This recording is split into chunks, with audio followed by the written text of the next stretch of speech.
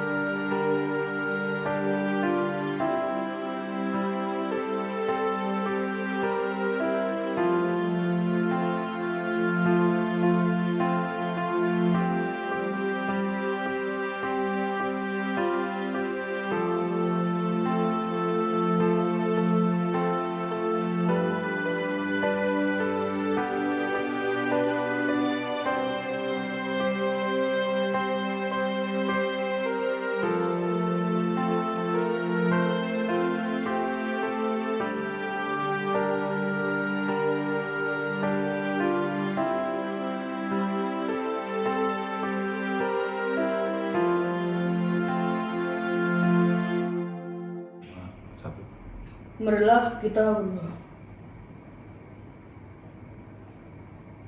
Tuhan yang Maha Pemurah, pada malam ini kami bersyukur kami bisa berkumpul sebagai satu keluarga untuk merenungkan dan menghayati kasih Tuhan.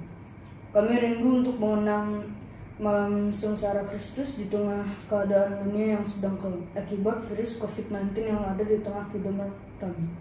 Tolong ya Tuhan, supaya Engkau menguatkan iman kami, Engkau yang mengorbankan semangat kami menghayati dan mengikuti jalan salib Kristus. Baginya lah kemuliaan sampai selama-lamanya. Amin. Mazmur 116 ayat 1 sampai dengan 2, dilanjutkan ayat 12 sampai dengan 19. Aku mengasihi Tuhan, Sebab ia mendengarkan suaraku dan permohonanku. sebab ia menyendengkan telinganya kepadaku. Maka seumur hidupku aku akan berseru kepadanya. Bagaimana akan kubalas kepada Tuhan? Segala kebajikannya kepadaku. Aku akan mengangkat piala keselamatan, Dan akan menyerukan nama Tuhan akan membayar nasarku kepada Tuhan. di depan seluruh umatnya. Berharga di mata Tuhan. Kematian semua orang yang dikasihinya. Ya Tuhan, aku hambamu, anak dari hamba perempuan. Engkau telah membuka ikatan-ikatanku. Aku akan mempersembahkan korban syukur kepadamu, Dan akan menyerukan nama Tuhan akan membayar nasarku kepada Tuhan. di depan seluruh umatnya. Di pelataran rumah Tuhan, Di tengah-tengahmu ya Yerusalem.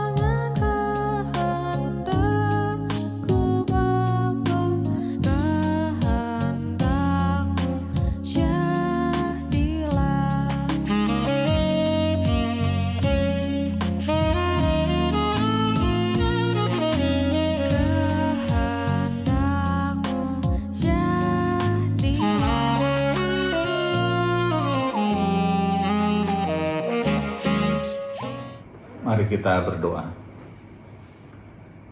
Bapa, kami bersyukur malam hari ini kami bisa berkumpul bersama dengan keluarga kami.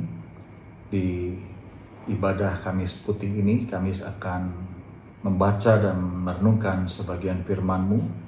Kiranya Tuhan yang menolong kami, sehingga firman Tuhan malam hari ini boleh memberikan kami kekuatan, menjadi penolong kami di dalam kehidupan kami hari demi hari. Bersabdalah pada kami ya Tuhan, kami siap mendengarnya. Kami berdoa hanya di dalam nama Tuhan Yesus Kristus. Amin. Pembacaan Alkitab pada malam hari ini terambil dari Yohanes 13 ayat yang pertama sampai yang ke-17, kemudian disambung dengan ayat ke-31 sampai yang ke-35.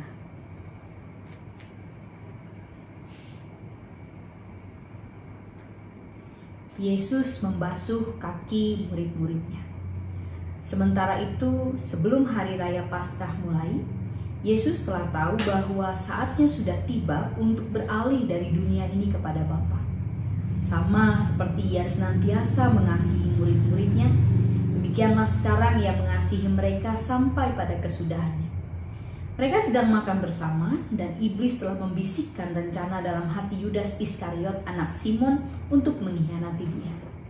Yesus tahu bahwa Bapanya telah menyerahkan segala sesuatu kepadanya dan bahwa Ia datang dari Allah dan kembali kepada Allah. Lalu bangunlah Yesus dan menanggalkan jubahnya. Ia mengambil sehelai kain lenan dan mengikatkannya pada pinggangnya. Kemudian Ia menuangkan air ke dalam sebuah basi dan mulai membasuh kaki murid-muridnya, lalu menyekanya dengan kain yang terikat pada pinggangnya itu. Maka sampailah Ia kepada Simon Petrus. Kata Petrus kepadanya, "Tuhan, Engkau hendak membasuh kakiku?" Jawab Yesus kepadanya, "Apa yang kuperbuat engkau tidak tahu sekarang, tapi engkau akan mengertinya kelak." Kata Petrus kepadanya, "Engkau tidak akan membasuh kakiku sampai selama-lamanya." Jawab Yesus, "Jikalau aku tidak membasuh engkau, engkau tidak mendapat bagian dalam aku." Kata Simon Petrus kepadanya, "Tuhan, jangan hanya kakiku saja, tetapi juga tangan dan kepalaku." Kata Yesus kepadanya, "Barang siapa telah mandi, ia tidak usah membasuh diri lagi selain membasuh kakinya, karena ia sudah bersih seluruhnya. Juga kamu sudah bersih, hanya tidak semua." Sebab Ia tahu siapa yang akan menyerahkan Dia, karena itu Ia berkata, "Tidak semua kamu bersih." Sesudah Ia membasuh kaki mereka, Ia mengenakan pakaiannya dan kembali ke tempatnya. Lalu Ia berkata kepada mereka, "Mengertikah kamu apa yang telah kuperbuat kepadamu? Kamu menyebut aku guru dan Tuhan, dan katamu itu tepat, sebab memang akulah guru dan Tuhan. Jadi, jikalau aku membasuh kakimu, aku yang adalah Tuhan dan gurumu, maka kamu pun wajib saling membasuh kakimu.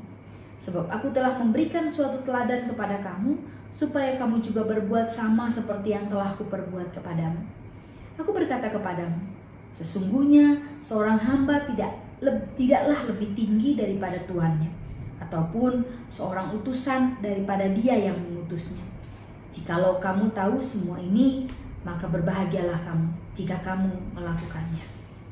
Sesudah Yudas pergi, berkatalah Yesus, "Sekarang Anak Manusia dipermuliakan dan Allah dipermuliakan di dalam Dia. Jikalau Allah dipermuliakan di dalam Dia, Allah akan mempermuliakan Dia juga di dalam dirinya dan akan mempermuliakan Dia dengan segera. Hai anak-anakku, hanya seketika saja lagi aku ada bersama kamu. Kamu akan mencari aku, dan seperti yang telah kukatakan kepada orang-orang Yahudi, ke tempat aku pergi, tidak mungkin kamu datang. Demikian pula aku mengatakannya sekarang juga kepada kamu. Aku memberikan perintah baru kepada kamu, itu supaya kamu saling mengasihi, sama seperti aku telah mengasihi kamu. Demikian pula kamu harus saling mengasihi. Dengan demikian, semua orang akan tahu bahwa kamu adalah murid-muridku, yaitu jikalau kamu saling mengasihi." Demikianlah firman Tuhan. Yang berbahagia dan mereka yang tidak hanya mendengar tetapi juga memeliharanya dalam kehidupannya hari lepas hari. Hosiana. Saudara-saudara, tampaknya ketaatan masih menjadi persoalan besar bagi kehidupan kita. Tidak sedikit orang yang memilih untuk memberontak daripada berperilaku taat. Tidak usah jauh-jauh, dalam beberapa hari terakhir ini kita masih melihat banyak orang tidak menaati himbauan pemerintah untuk melakukan social distancing atau bahkan physical distancing. di rumah kita ataupun di luar rumah kita. Kita masih mendengar, bahkan melihat, masih banyak orang-orang yang berkerumun, banyak orang-orang yang harus dibubarkan oleh petugas keamanan ataupun kepolisian karena mereka merasa diri sehat, merasa diri baik-baik, dan tidak menaati himbauan pemerintah untuk melakukan social distancing. Tanpa sadar, ketidaktaatan ini dapat membawa musibah bagi orang lain. Seseorang yang merasa baik-baik saja ternyata dapat menjadi hidden carrier virus COVID-19 untuk orang lain. Ketidaktaatannya justru merugikan kehidupan orang lain. Dia hanya mengasihi dirinya sendiri dan abai untuk mengasihi orang lain. Refleksi ini menyadarkan kita bahwa ketaatan bukanlah sekedar kewajiban atau paksaan. Ketaatan justru menjadi cermin bagaimana kita mengasihi orang lain. Itulah yang tampak dalam kehidupan Yesus di tengah dunia. Ketaatannya untuk tunduk pada kehendak Bapanya hingga ia mengalami penderitaan semata-mata terjadi karena ia mengasihi dunia. Bahkan kasihnya ini membuat ia mengambil peran sebagai hamba untuk membasuh kaki para muridnya. Ia menundukkan diri di hadapan para muridnya yang ia kasihi. Padahal para muridnya adalah orang-orang yang kotor. Sebut saja Yudas Iskariot yang telah berencana untuk mengkhianati gurunya. Ada juga Simon Petrus yang akan menyangkal dirinya. Namun Yesus tidak menyuruh mereka membersihkan diri, menghakimi, apalagi menghukum mereka. Karena kasihnya, Yesus malah tunduk. Dia malah merendahkan diri di hadapan mereka dan membersihkan diri mereka sebagai simbol penyucian.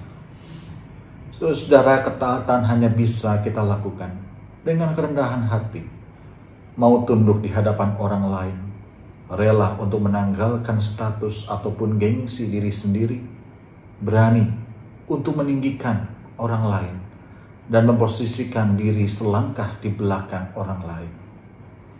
Dalam keadaan itulah kita memiliki ketaatan yang murni. Ketaatan bukan lagi soal paksaan atau kewajiban. Ketaatan adalah bentuk kita memenuhi perintah baru dari Yesus untuk saling mengasihi. Mari kita bersama-sama merenungkannya. Apakah kita menyadari bahwa ketaatan merupakan cerminan kasih kita kepada sesama?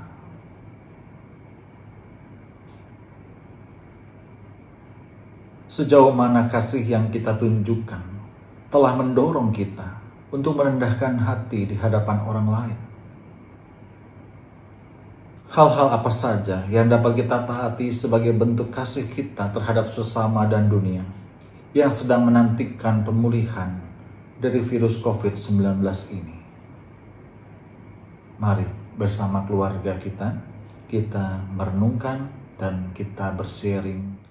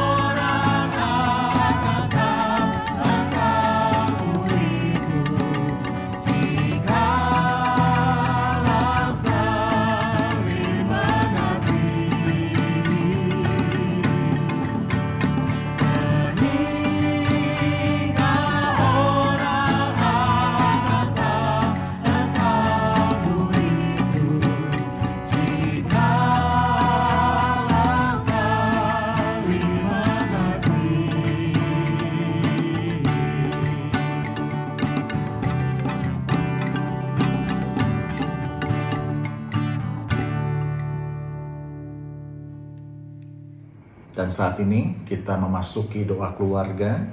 Mari kita saling mendoakan satu dengan yang lain. Mungkin orang tua bisa mendoakan anaknya, dan anaknya juga bisa mendoakan orang tuanya dan saudara-saudaranya yang lain. Nanti setelah selesai, kepala keluarga akan menutupnya di dalam doa keluarga dan doa komitmen, agar kita bisa mewujudkan kasih melalui kerendahan hati dan ketaatan. Dan kita akan menutupnya di dalam doa Bapa kami yang diucapkan bersama-sama. Mari kita berdoa.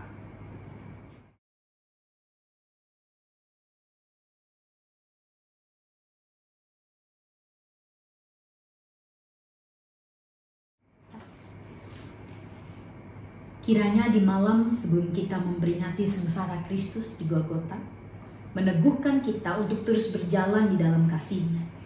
Kasih yang menyucikan, kasih yang meninggikan umatnya, dan kasih yang melenyapkan ketakutan. Supaya bukan lagi kebodohan yang kita lihat, tapi kita menyaksikan jaminan dan harapan dari Allah saat kita memandang salib Kristus, Raja kehidupan.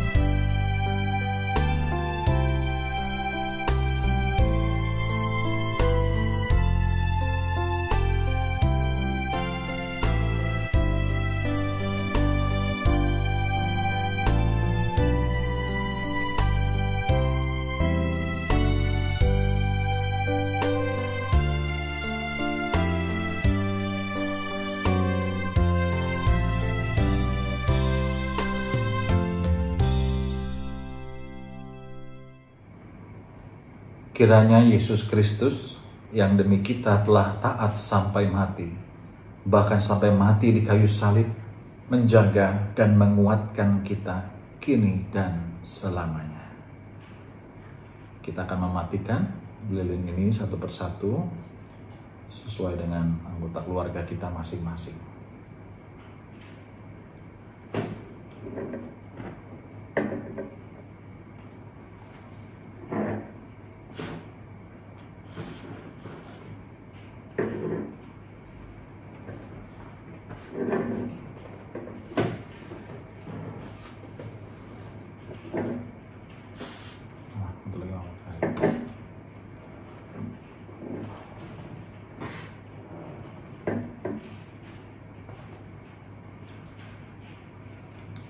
Mari kita berdoa secara pribadi.